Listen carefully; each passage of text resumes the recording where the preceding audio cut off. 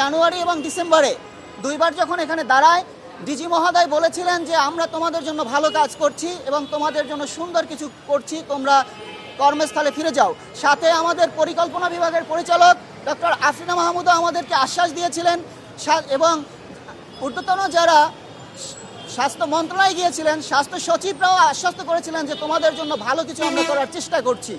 কিন্তু তার পরিপ্রেক্ষিতে দেখা যাচ্ছে যে জানুয়ারি থেকে এপ্রিল পর্যন্ত আমাদের এই কর্মকর্তারা বেতন পাচ্ছেন না এবং তারা এটাও জানতে পারছেন না যে তারা কি চাকরিতে বহাল আছেন কি নাই।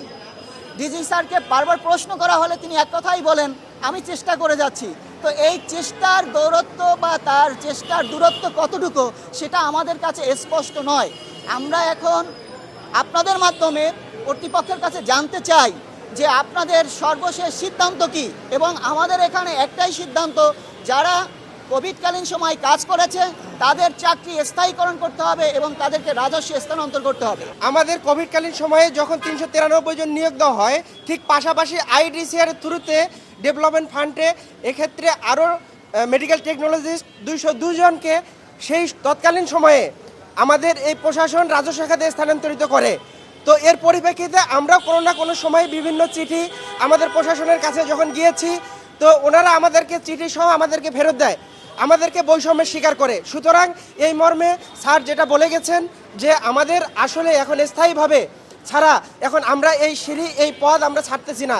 সুতরাং আমাদের লিখিতভাবে আশ্বাস দেওয়া না পর্যন্ত আমরা এখানে দাঁড়িয়ে থাকবো এবং আমাদের লাশের উপর দিয়ে প্রশাসনকে যেতে হবে, কারণ আমাদের পেটে ভাত নাই, আমরা খাবো কি? আমরা এখন একটা স্থায়ী সমাধান চাই, কারণ আমরা কোভিড যোদ্ধা হিসেবে কাজ করেছি। সুতরাং সকলে যেহেতু ওই সময় 202 জনকে রাজস্ব খাতে নেওয়া হয়েছে, আমাদের কেন নয়? আমরা এই পরিপ্রেক্ষিতে আমরা রাজস্ব খাত ছাড়া এই রাজপথ ছাড়বো না। কিন্তু এই পর্যায়ে আমরা এতদিন সার্ভিস দেওয়ার পরে হঠাৎ করে আমাদেরকে 4 মাস আমরা বেতন পাচ্ছি না। কারণ আমাদের কিন্তু একটা করবে শেষটা যে তোমরা হয়তো রাজস্ব খাতে নিবে, না হয় আমাদেরকে একটা বুঝে আমাদেরকে তো কিছু একটা করবে, কিন্তু তারা গাছার আবাব আমাদেরকে রাস্তায় ছেড়ে দিচ্ছে।